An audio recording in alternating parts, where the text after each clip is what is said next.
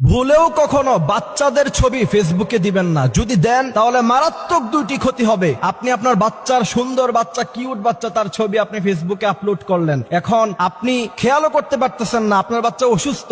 এরপরে ডাক্তারের কাছে নেন, ডাক্তার চিকিৎসা করতে পারে না। ডাক্তার বলে যে তার তো আসলে কোনো অসুস্থতা নাই, কিন্তু বাচ্চা আসলে অসুস্থ। এরপরে আসেন ইমাম সাহেবদের কাছে, খতিব সাহেবদের কাছে। এখন আমি বলি যে আমাকে নিয়ে পানির মধ্যে যদি গোলায়াও খাওয়াইয়া দেন তাহলেও আপনার বাচ্চা সুস্থ হবে না। এই জন্য মনে রাখতে হবে যে এই সমস্ত গার্ডিয়ানরা নিজের বউয়ের ছবি এবং বাচ্চার ছবি, সুন্দর সুন্দর বাচ্চা, কিউট কিউট বাচ্চা, আপনার কি দরকার ফেসবুকে তার ছবি দেওয়ার? আপনি যদি আপনার বাচ্চার ছবি ফেসবুকে আপলোড করেন তাহলে দুইটি ক্ষতির জন্য আপনি প্রস্তুত থাকেন। এই কথাগুলি আমার নয়, বিশ্বনবী সাল্লাল্লাহু আলাইহি সাল্লাম বলেছেন প্রথম নাম্বার যে ক্ষতি, এটা মারাত্মক ক্ষতি এবং এই ক্ষতি হাদিস দ্বারা প্রমাণিত। আপনি আপনার বাচ্চার সুন্দর একটা ছবি আপনি ফেসবুকে আপলোড করলেন, এরপরে আপনার পরিচিত মানুষরা ফেসবুকে দেখে সে যদি বদনজর দেয়, আর নজর হাক্কুন, রাসূল করিম সাল্লাল্লাহু আলাইহি সাল্লাম বলেছেন নজর একটা সত্য জিনিস। ফেসবুকে বাচ্চার ছবি আপলোড দেওয়ার পরে কেউ না কেউ বদনজর দিতে পারে, আর আপনার বাচ্চার উপর যদি একজনের বদনজর লেগে যায় তাহলে আপনার বাচ্চার লাইফ শেষ। কারণ বদনজর একটা কঠিন জিনিস। বুখারীর মধ্যে হাদিস এসেছে,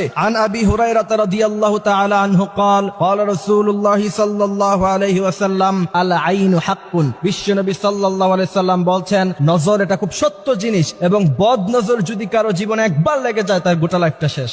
মডার্ন সোসাইটিতে তো এটা একবারে কমন ব্যাপার। বাচ্চা খাবার খাইতেছে, বাচ্চা খুব কিউট লাগতেছে, এবার ছবি তুলে ফেসবুকে আপলোড করে দিচ্ছেন। বাচ্চা হাঁটতেছে, তার ভিডিও করে ফেসবুকে আপলোড করে দিচ্ছেন। নো, কখনো এটা করবেন না। যদি করেন তাহলে একবার যদি কারো বদনজর আপনার বাচ্চার উপরে লেগে যায় তাহলে তার সুন্দর জীবনটাকে আপনি নষ্ট করে দিলেন নিজ হাতে। একজন সচেতন গার্ডিয়ান হিসাবে কখনোই উচিত না আপনার বাচ্চার ছবি আপনি ফেসবুকে আপলোড করবেন। দ্বিতীয় নাম্বার যে ক্ষতি, সেই ক্ষতি হচ্ছে আপনার বাচ্চা তার অস্তিত্ব ছোটবেলা থেকেই সোশ্যাল প্ল্যাটফর্মে থেকে গেল। বিশেষ করে মেয়ে বাচ্চাদের ছবি তো কখনোই কোনোভাবেই ফেসবুকে দেওয়া যাবে না। এরপরে দেখা যায়, আমি বিশেষ করে আমার ফ্রেন্ড লিস্টে এরকম অনেক বাবা মা আছে যাদেরকে দেখি বাচ্চার বয়স 15-16 হয়ে গেছে, বাচ্চাকে বিয়ে দেওয়ার মতো বয়স হয়ে গিয়েছে, এই মেয়ে বাচ্চার ছবি ফেসবুকে আপলোড করে বলে যে আমার কিউট মামুনিটা। তোমাকে কে বলছে? তুমি তোমার বাচ্চাকে, তুমি তোমার মেয়েকে মেয়ের চোখে দেখো ঠিকই, কিন্তু তোমার বন্ধু বান্ধব বা কাজিন যারা আছে তোমার পরিচিত, তারা তো মেয়ের চোখে দেখে না। 15-16 বছরের মেয়ে, একটা যুবতী মেয়ে, তারা তো তোমার বাচ্চাকে কখনোই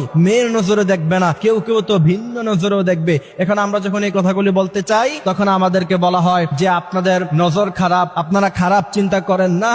বিশ্বনবী সাল্লাল্লাহু আলাইহি ওয়াসাল্লাম যেটা নিষেধ করে গিয়েছেন সেটার মধ্যে কখনো ভালো জিনিস থাকতে পারে না। বিশ্বনবী সাল্লাল্লাহু আলাইহি ওয়াসাল্লাম বলেছেন একটা বাচ্চা যখন উপযুক্ত বয়স হয়ে যায় তখন তাকে পর্দা করতে হবে। 7 বছর বয়সে বাচ্চাকে নামাজ পড়াতে হবে, 10 বছর বয়সে তাকে নামাজ না পড়লে তাকে পিটাতে হবে। বর্তমান সময়